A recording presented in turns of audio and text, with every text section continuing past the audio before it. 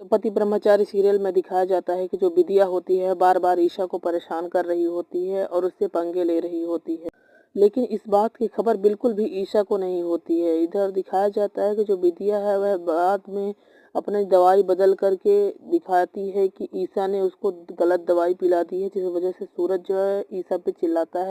उसके बाद वह मज़े ले रही होती है। इधर उसने डॉक्टर को भी अपने में शामिल कर लिया था, जिस वजह से डॉक्टर भी उसका साथ दे रहा था, क्योंकि जब उन्होंने कॉल किया था डॉक्टर के पास तो डॉक्टर ने बोला कि आपने सही समय पर उनको बचा लिया, नहीं तो उनकी मौत हो जाती है। सुनने के बाद ईशा और सूरज घबरा गए, लेकिन सूरज और भी ज़्यादा घबरा गया क्योंकि उसको लगता था कि ये सब ईशा की वजह से हुआ है।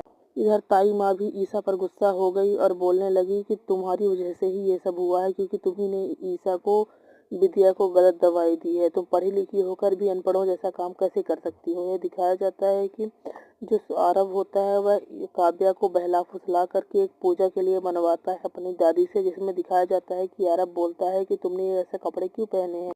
तो काव्या बोलती है कि ये कपड़े पहनने के लिए मुझे दादी जी ने बोला है। तो वह बोलता है कि हाँ दादी जी ने बोला है, मतलब मैंने ही ये पूजा रखवाई है, क्योंकि इस पूजा को जो है करने से हमारी और तुम्हारी जो बॉन्डिंग है वो लव बॉन्डिंग ज़्यादा अच्छी बढ़ने लगी। ये सुनने के बाद काव्या भी खुश हो जाती है कि कोई बात नहीं, भले ही इस साड़ी को जलाना पड़ेगा, लेकिन इससे ये होगा कि हमारी और तुम्हारी जो है जोड़ी बनी रहेगी। इसके बाद दिखाया जाता है कि विद्या को सूरज जो है नाश्ता देता है और फिर नाश्ता देने के बाद वह इसको दवा भी देता है। तो जो काव्या होती है वह बोलती है कि सूरज अब तू जा काम पे। तो वह बोलता है कि नहीं मैं आज कहीं नहीं जाऊँगा। ईशा ने बोला कि लो अपना टिफ़िन और काम पे जाओ। तो सूरज बोलता है कि नहीं मैं विद्या को छोड़ के कहीं नहीं जाऊँगा, विद्या के साथ ही रहूँगा दिन रात सुबह शाम हर जगह। उसके बाद दिखाया जाता है कि सूरज का पिता भी उसको समझाने की कोशिश करता है कि अगर कभी अनबन हो जाए तो ऐसे मुंह नहीं फुलाया करते, जाके ईशा से बात कर।